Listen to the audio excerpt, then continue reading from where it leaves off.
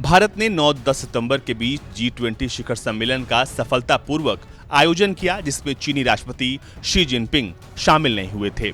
अब भारत ने चीन को झटका देते हुए उससे आयातित स्टील पर अगले 5 सालों के लिए एंटी डंपिंग शुल्क को जारी रखने का फैसला किया है। एक सरकारी अधिसूचना जारी कर भारत सरकार ने इसकी जानकारी दी है। अधिसूचना के मुताबिक भारत ने चीन से आयातित फ्लैट बेस स्टील व्हील पर प्रति टन $613 का एंटी डंपिंग ड्यूटी लगाया है। स्टील व्हील पर एंटी डंपिंग ड्यूटी भारत ने साल 2018 में ही लगाई थी। 5 साल के बाद अब सरकार ने फैसला किया है कि ये एंटी डंपिंग ड्यूटी अगले 5 सालों तक के लिए जारी रहेगी। 4 सितंबर को भारत के इस्पात सचिव नागेंद्र नाथ सिंह ने कहा कि भारत सरकार चीन से स्टील आयात पर नजर बनाए हुए है। इससे पहले भारत की स्टील इंडस्ट्री ने चीनी विक्रेताओं की तरफ से संभावित डंपिंग पर चिंता जताई थी, जिसके बाद इस्पात सचिव का ये बयान आया। चीन दक्षिण कोरिया के बाद भारत का दूसरा सबसे बड़ा स्टील निर्यातक है, लेकिन चीन से भारत के स्टील आयात में भारी कमी आई है। अप्रैल-जुलाई के दौरान चीन ने 6 lakh metric ton steel Bharat को बेचा था।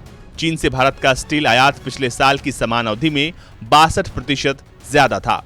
भारत ने पिछले साल अप्रैल-जुलाई की अवधि में 20 लाख मीट्रिक टन स्टील का आयात किया था। ये 2020 के बाद से सबसे अधिक और एक साल पहले की तुलना में 23% अधिक है। चीन दुनिया का सबसे बड़ा स्टील उत्पादक देश है, जो भारत को ज्यादातर स्टील शीट बेचता है। इससे पहले जुलाई में रॉयटर्स ने अपनी एक रिपोर्ट के हवाले से लिखा था, व्यापार अधिकारियों की सिफारिश और स्थानीय स्टील निर्माताओं की पैरवी के बावजूद भारत चीन से आयातित चुनिंदा स्टील उत्पादों पर काउंटर वेलिंग ड्यूटी यानी CVD नहीं लगाएगा। मंत्रालय ने चीन से आयातित कुछ स्टील शीट उत्पादों पर 5 साल के लिए 18.95% CVD लगाने की व्यापार उपचार महानिदेशालय यानी DGTR की सिफारिश को खारिज कर दिया है।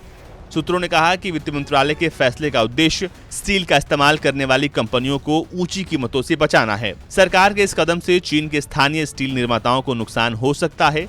बावजूद इसके ये कदम उठाया गया है। CVD विदेशों से उन आयातित उत्पादों पर लगाया गया अतिरिक्त कर है जिन पर देश में सब्सिडी दी जाती है। इससे उन्हें आयात करने वाले देश की इंडस्ट्रीज को नुकसान होता है। WTO के नियमों के अनुसार अगर कोई सदस्य देश अपने उद्योगों को किसी उत्पाद के लिए सब्सिडी देता है, तो आयात करने वाले देश को अधिकार है कि वो उस उत्पाद पर एंटी सब्सिडी ड्यूटी लगाए।